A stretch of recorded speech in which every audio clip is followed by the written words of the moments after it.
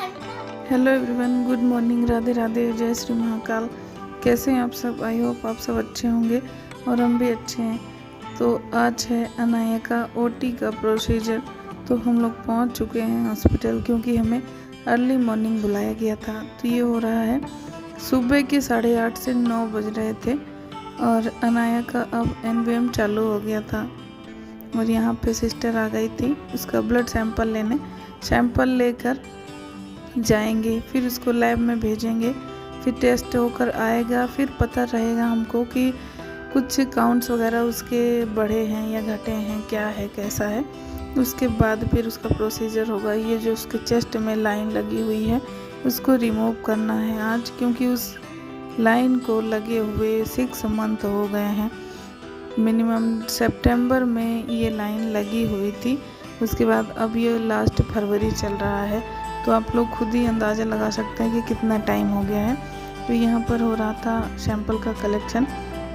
बने रहिए आप लोग हमारे ब्लॉग में, एंड तक देखिएगा, बिना स्किप किए देखिए, तब आपको समझ में आएगा कि हम आपको क्या दिखाने की कोशिश कर रहे हैं।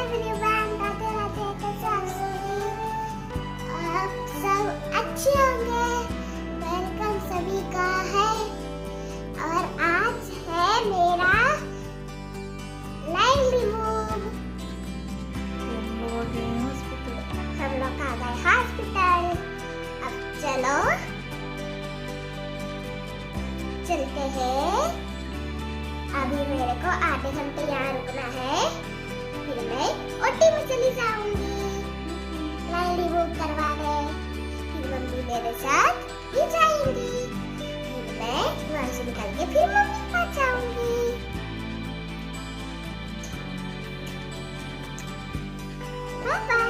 मेरे को 6 घंटा भूखे रखे हैं, तो ऐसे बच्चे को कोई भूखे रखता है डॉक्टर लोग? ये लोग कितने बेकार है। अगर इलाज ही नहीं करने तो क्यों बुलाए यहाँ? ना पानी दे रहे, ना कुछ दे रहे, ना खाना दे रहे हैं। ऐसे बच्चे को कोई भूखे रखता है? जब इलाज ही नहीं करना तो यहाँ क्यों बुलाए हो हैदराबाद में? मेरे को अभी 10 मिनट बाद कैनोला लग के फिर मैं चली जाऊंगी ओटी में। Bye bye. सो गाइस, ये थी अनाया की कुछ प्यारी प्यारी मीठी मीठी सी बातें। आप लोगों को अनाया की बातें सुनकर कैसा लगा, प्लीज़ कमेंट बॉक्स में ज़रूर बताइएगा। कि मेरी ये छोटी सी बेटी जो एक फाइटर है, हमने उसके नाम के ऊपर ही अपना चैनल का नाम रखा है अनाया बेबी वॉरियर। तो आप लोगों को कैसी लगी उसकी बातें? लोग डर जाते हैं हॉस्पिटल के नाम से, लेकिन वो देख रहे हैं कैसे कैसे बात कर रही है। फिर उसके बाद यहाँ पे आ गया था उसका ओटी का ड्रेस, जो उसको मैं चेंज करवा रही थी पहना के। फिर उसको शिफ्ट करना है। ये दोपहर के लगभग 1 बज रहे थे और उसका ड्रिप भी चालू हो गया था, क्योंकि उसको भूख लग रही थी। 6 घंटे मिनिमम रखना था, 6 घंटे कम से कम खाली पेट रखना था उसको, लेकिन 10 घंटे हो गए थे और यहाँ पे उसको भूख लग रही थी, तो उसका ड्रिप चालू हो गया था। और उसके बाद ड्रेस आ गया था हॉस्पिटल का, जिसको पहना कर ही लिया जाता है ओटी के अंदर, वरना दूसरे कपड़े वहाँ पर अलाउड नहीं होते हैं, इनर्स भी नहीं अलाउड होते हैं, कुछ भी नहीं। तो मैं उसको चेंज करा रही थी। और ये लाइन जो आपको मैं दिखा रही हूँ, यही लाइन को रिमूव करना है। इसको सेंट्रल लाइन बोलते हैं, हिकमन लाइन। ये डायरेक्ट हार्ट से कनेक्ट होता है, तो बहुत दिक्कत होती है इसमें। इसको ज़्यादा दिन तक नहीं रखते हैं, नहीं तो फिर इन्फेक्शन होने के चांस रहते हैं। और मैं उसको ली थी गोदी में, पहना दिए थे कपड़े उसको, कि 2 बजे का बोले थे कि 2 बजे शिफ्ट करना है ओटी में। तो मन इतना ज़्यादा घबरा रहा था कि लग रहा था कि हलक में एकदम प्राण अटके हुए थे। हमको मालूम है कि डॉक्टर जो हैं सब अच्छे के लिए ही करते हैं, लेकिन मैं एक माँ हूँ और इस टाइम पे माँ बिल्कुल अपने आप को संभाल नहीं पाते हैं। इमोशनल तो होना ही रह जाता है, उसके बिना हमारा कुछ काम ही नहीं होता। एक बार पापा होते हैं तो वो खुद को संभाल लेते हैं, क्योंकि उनको दोनों को देखना होता है। लेकिन एक माँ होती है जो इस टाइम पर बिल्कुल टूट जाती है। मेरा तो लग रहा था कि क्या होगा क्या नहीं होगा। उसके बाद ना इनको मैंने कैप मास्क सारी चीज़ें पहना दी थी, लेकिन अभी जाना नहीं था उसको, इसलिए वो बार बार निकाल रही थी। और बोल रही थी पापा गोदी में ले लो, कहीं मम्मा गोदी में ले लो। वो भी छोटा बच्चा है, डरता है। उसके बाद ये आ गया है प्री ओटी। हमको ओटी में शिफ्ट कर दिया गया है, वार्ड से प्री ओटी में शिफ्ट कर दिया गया है। यहाँ पे रुक कर देखेंगे थोड़ी देर तक सारी चीज़ें, पूरा पेपर वर्क जो होता है वो सिग्नेचर वगैरह ले लेते हैं। फिर उसके बाद जैसे ही ओटी और टेक्नीशियन रेडी हो जाते हैं सर्जन, तो फिर पेशेंट को शिफ्ट कर दिया जाता है। तो यहाँ पे अनाया परेशान कर रही थी, इसीलिए उसको सिस्टर जो थी वो कागज़ और पेन दे दी थी, तो वो अपना उसी में ड्राइंग कर रही है, कुछ लिख रही है, ABCD शायद लिख रही थी, मुझे याद भी नहीं है क्योंकि उस टाइम कुछ भी याद नहीं रहता। और फिर यहाँ पे सर्जन और एनेस्थीसिया वाले डॉक्टर आ गए थे बाबू को लेने, और दोनों लोग, वो बोल रहे थे मैं लूँगा, वो बोल रहे थे मैं लूँगा, यही चल रहा था। फिर उसके बाद लेकर चले गए अनाया को ओटी में, और मैं बैठी वहाँ रोती रह गई।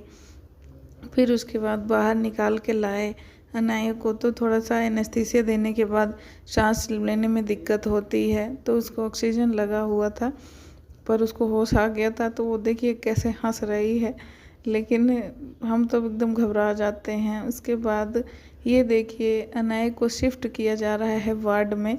ICU में जब तक रखे थे तो वहाँ पे फ़ोन अलाउड नहीं था, तो हम नहीं लेकर गए थे, सिक्योरिटी गार्ड के पास रखा हुआ था। फिर हम आ गए हैं लिफ्ट में, सिस्टर हैं साथ में, वो शिफ्ट करने जा रही हैं वार्ड में हमको। और हम पहुंच चुके हैं 10th फ्लोर में, जहां हमारा एडमिशन है, तो उसी रूम में हमको शिफ्ट करेंगे। पहुंच गए हैं हम लोग, और अनाया उसमें चेयर में बैठी हुई है। ये देखिए आप लोग, कितनी छोटी सी है, लेकिन उसको भगवान ने ना जाने क्यों इतनी बड़ी प्रॉब्लम दे दी है। भगवान भी कुछ भी कर देते हैं, कुछ भी समझ में हमको नहीं आता है। फिर उसके बाद उसको लग गई थी भूख, तो हमने डोसा ऑर्डर किया था पूछ के, वो भी क्योंकि उसको 10 घंटे हो गए थे खाना खाए। सुबह 7:30 बजे उसने खाना खाया था, और अब शाम को 5:30 बजे फिर खाया है।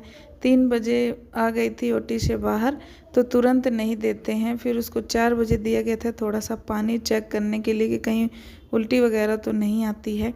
फिर उसके बाद नहीं आई उल्टी, तो उसको कोकोनट वाटर दिए थे, फिर उसने पिया। और वार्ड में शिफ्ट करने के बाद फिर मैंने उसको डोसा खिलाया था, खा लिया उसने, तब मन को तसल्ली मिली। हम भी सुबह से बस चाय में ही थे। फिर हम दोनों ने भी खाना खाया, और यहाँ पे अनाया कुछ न कुछ बात कर रही है हम लोगों से। फिर उसके बाद हमारा हो गया डिस्चार्ज शाम को, तो हम जा रहे हैं घर को। अनाया के पापा ने उसको गोदी लिया है, क्योंकि अभी उसको चलने में दिक्कत आ रही है, थोड़ा पेन है, क्योंकि अब आप लोग समझ सकते हैं कि पेन तो होता ही होता है। हम लोग निकल रहे हैं घर को। थैंक यू सो मच सभी का ब्लॉग देखने के लिए, बहुत बहुत धन्यवाद आप सभी का दिल से। आप सभी लोग ब्लॉग को पूरा देखा करिए, और एक लाइक और एक कमेंट ज़रूर कर दिया करिए, और अनाया के लिए प्रे कीजिए कि जल्दी से जल्दी अनाया ठीक हो जाए और हम अपने अपने घर को जाएं।